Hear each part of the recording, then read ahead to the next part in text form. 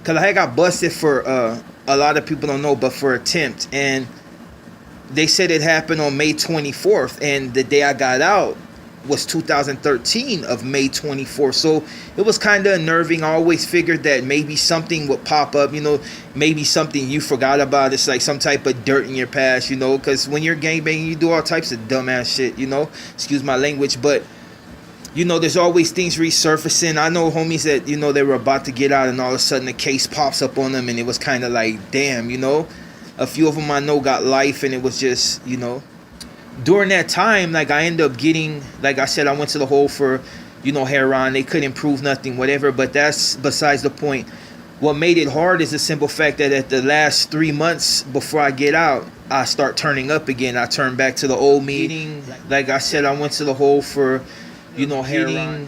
Like I said, I went to the hole for, you know, heroin. You get close to like the end of your term, and it just seems like you just get even more aggressive, and you're ready for whatever, and you're not so much worried about getting your date smoke. It's kind of like you almost are on self-destruct mode, and anybody that's ever been incarcerated that's really about it knows that that's the mood you get, because that's when you start getting the most trouble. In camp, I was the same way. In camp, I was the same way. In camp, I was the same way. I had a few weeks after being down for like 10 months to get out, and here I am calling people out, taking people's shoes, and I wasn't a bully. It's just this particular cat, like, we didn't get along, so I took his shit, you know, excuse my language, but it was just one of those, you know. He's a gangbanger, I was a gangbanger, whatever, but I think... Yeah, what up, YouTube? It's your boy, Zod, back at you, y'all Savage. But anyways, I'm going to get into something real serious. A lot of people have been getting at me about that, and it's crazy because one guy in particular had got at me. He said he seen something on one of my prior videos where I mentioned something about being bipolar, and that is in fact true.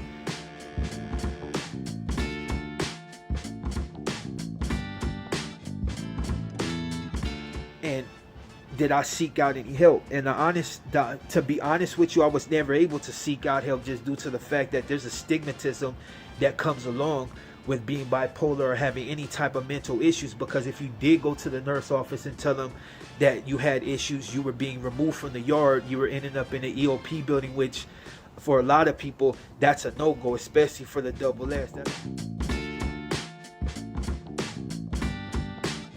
But seeing that, you know, prison being as volatile as it was, a lot of people that are bipolar, you know, sometimes your mood swings are so severe that one switch to the next can throw you in a rage. I mean, you start to feel it, it bubbles, because your mind is at a lot of times unable to process the fact that you're about to swing. You know it's coming, but your mind processing a certain way. For individuals like me, it's more anger, like not being able to really understand how it comes. Like, me shift even a second. I never had triggers. I understand now that my age, I have a lot of triggers, which is funny, but that's just the way things go. A lot more severe. Like, my swings have been so severe in the past to where, you know, it throws me out of a loop, and I had to really sit back and be able to catch myself. And the fact that I don't take medication makes it a lot worse. You know what I'm saying? It's like one of those things for the people that have ever dealt with mental health. You know, a lot of times, especially if you bipolar, being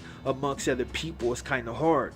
And if you ain't got no medication to balance that out, you're gonna have a tough time of it. And me being one of those cats that I just don't do medication, so, you know, it's an everyday struggle. But, you know, sometimes I have my good times, sometimes I have my bad. But like I said, I got family and I got focus, and that what keeps me on the straight and narrow. Every once in a while they get the best of me, but I'm able to control from going too far down that rabbit hole. And when I can't control it, like I said, I got people. But don't get me wrong, don't do what I do and don't take medication, because if you really need it, you should take it. Especially for the people that their manic is a lot more stronger than their depression. And for anybody have dealt with that, you know, you can 1 second you can be there, and then the next second you can shift to a whole nother page. And like I said, it made it easier for me because I've always been an extreme person. Some people, you know, the first time I ever saw a psych, they said I was crazy. They said I was crazy.